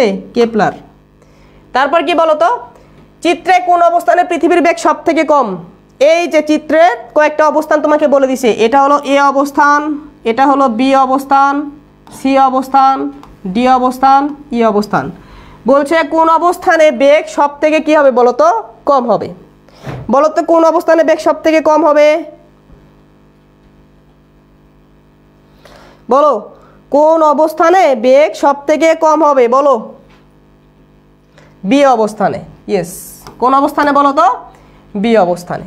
মারুফ বলছো বি অবস্থানে। হ্যাঁ, কারণ কি, দূরত্ব যত কমে বেগের মান তত কি হয় বলতো বাড়ে, দূরত্ব যত বাড়ে বেগের মান তত কি হয় বলতো কমে। তাহলে সব থেকে দূরত্ব যেখানে কি হবে বলতো বেশি হবে, সেখানে বেগের মান সব থেকে কি হবে বলতো কম হবে। তাহলে এখান থেকে দূরত্ব সব থেকে বেশি কোনটা, এ বি, তার মানে এখানে সব থেকে কি হবে বলতো বেগের মান কম হবে। আশা করি বুঝতে পারছো। তারপর দেখো কি বলছে আমাদের, যে সূর্য হতে গ্রহের গড় দূরত্ব আর, এই তো দেখো সূর্য হতে গ্রহের গড় দূরত্ব আর, যেটা আমি তোমাদেরকে দেখাইছিলাম যে এটা যদি খেয়ে বলতো একটু উপবৃত্তাকার পথ হয়, তাহলে এটা সূর্য, হ্যাঁ এটা ফোকাস, এখানে ধরো সূর্য আসে, এখানে একটা কি আছে বলতো গ্রহ আছে, এই যে গড় দূরত্ব, এইটা হলো গড় দূরত্ব। তাহলে গড় দূরত্বটা কি বলতো আর, এবং গ্রহের পর্যায়কাল যদি টি হয়, তাহলে এই দুটোর ভিতর সম্পর্ক কি ভাই, 3 নম্বর সূত্র, যে টি স্কোয়ার ইজ প্রপোর্শনাল কি বলতো আর কিউব। দেখো তো এটা কোনটার সাথে মেলে, T square is proportional to R cube, কয় নাম্বার বলো, এই তো ডি নাম্বার। ঠিক আছে, 3টা সূত্র সরাসরি তোমাকে বলে দিছে। তারপর কি বলছে দেখো, সূর্যের চারদিকে আবর্তনরত মঙ্গল গ্রহের কক্ষপথের ব্যাসার্ধ পৃথিবীর কক্ষপথের ব্যাসার্ধের কত বলতো 1.53 গুণ, তাই না? হ্যাঁ দেখো এইটা দেখো ম্যাথ, এই টাইপের কি বলতো ম্যাথ চলে আসে। বলছে সূর্যের চারদিকে আবর্তনরত মঙ্গল গ্রহ এর কক্ষপথের ব্যাসার্ধ পৃথিবীর কক্ষপথের ব্যাসার্ধের কত বলতো 1.53 গুণ। তার মানে ধরো এখানে সূর্য আছে, দেখো এটা কি বোঝাচ্ছে, এটা একটু তোমাকে বোঝায়, এটা এখানে একটা কি আছে বলতো সূর্য আছে।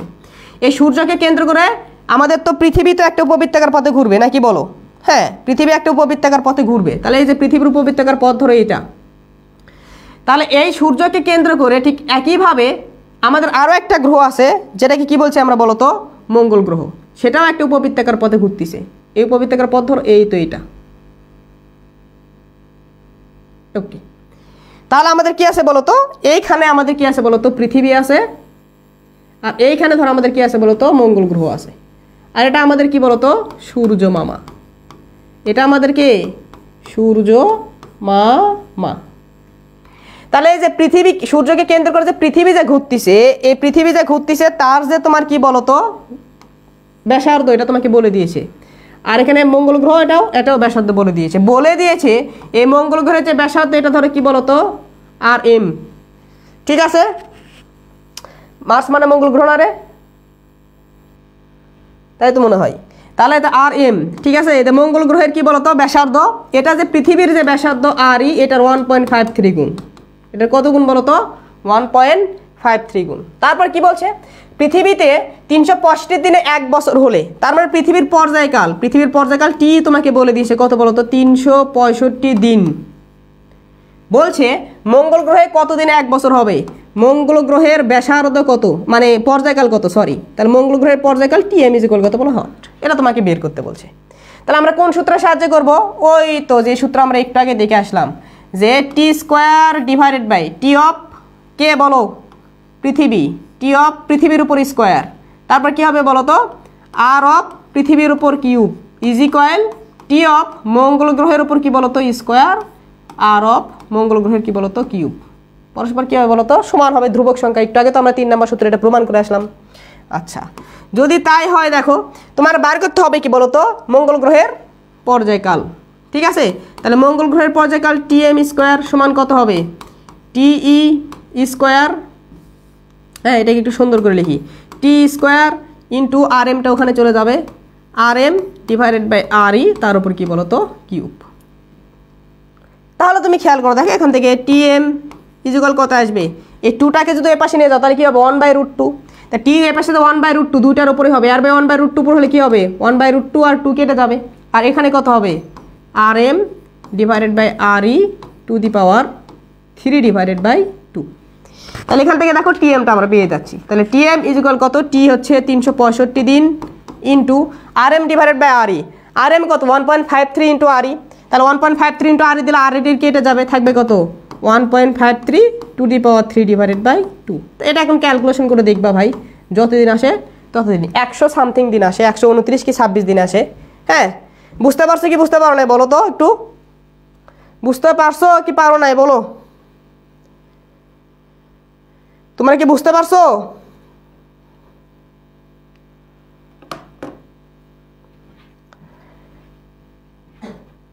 তাহলে দেখো আমরা কি দেখলাম বলো তো, কেপলারের যে সূত্রটা এটা আমরা কি করলাম বলো তো দেখলাম, এই অঙ্কটা আমরা দেখলাম, ক্লিয়ার, ঠিক আছে। তারপর দেখো কোনো কারণে সূর্য থেকে পৃথিবীর গড় দূরত্ব কমে অর্ধেক হলে, কোনো কারণে সূর্য থেকে পৃথিবীর যে গড় দূরত্ব, তার মানে কি বলতো, এই সূর্য থেকে পৃথিবীর যে ব্যাসার্ধ, তাহলে আর অফ ই, ঠিক আছে, এটা ধরো স্বাভাবিক অবস্থায় ছিল আর অফ ই ছিল, কোন একটা কারণে কি হয়ে গেছে বলতো, এই যে আর ইটা পরিবর্তন হয়ে গেছে, ধরো আর ই প্রাইম হয়ে গেছে, এটা কি হয়েছে, আগে যে আর ই ছিল সেটার অর্ধেক হয়ে গেছে কোন একটা কারণে।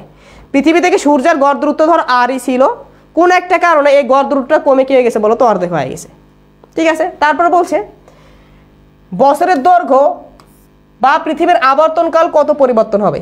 তাহলে সাধারণ অবস্থায় যখন সূর্য থেকে পৃথিবীর গড় দূরত্ব আর ই ছিল, তখন তো পৃথিবীর একটা পর্যায়কাল ছিল, পৃথিবীর পর্যায়কাল কত বলতো, 365 দিন। 300 কত দিন ভাই, 65 দিন, তাই তো, কতদিন বলো তো, 365 দিন। তারপর বলছে এটা চেঞ্জ হয়ে গেছে, চেঞ্জ হয়ে গেলে এটা কি হবে বলো তো, কত হবে বার করো। আর এটা যদি অর্ধেক হয়ে যায় হঠাৎ, তাহলে এখন পর্যায়কাল কত হবে এটা বলো। তাহলে তুমি আমাকে বলো এটা করতে পারবে কিনা, এটা আমি আর করে দেবো না। তাহলে প্রথমে অবস্থায় টি স্কোয়ার ডিভাইডেড বাই কি লিখবা, R E cube, is equal কি লিখবা পরে বলো তো, T E prime square divided by কত বলো তো, আর ই প্রাইম কিউব, ঠিক আছে। এখান থেকে ক্যালকুলেশন করে তুমি সুন্দর করে টি ই প্রাইমের উপর স্কোয়ার বের করে নিয়ে আসবা, দেখবা আর এর এই যে মানটা এটা বৃদ্ধি পায় নাকি কমে যায়, ঠিক আছে। তাহলে এটা কত আসবে দেখো, এখান থেকে লিখবা কি, টি ই স্কোয়ার করলে এটা চলে যাবে, আমি ওই যে আগের মতো করে আমি একবার লিখে দিচ্ছি দেখো, T E prime is equal কত হবে, T E R E prime divided by R E to the power 3 divided by 2। Calculation করে এখান থেকে কী করবো বলো তো, সুন্দর করে মান বের করে নিয়ে আসবা, ঠিক আছে। বুঝতে পারছো কিনা বলো তো বাবারা, বলো তোমরা বুঝছো কি না, বলো তোমরা বুঝছো কি না বলো।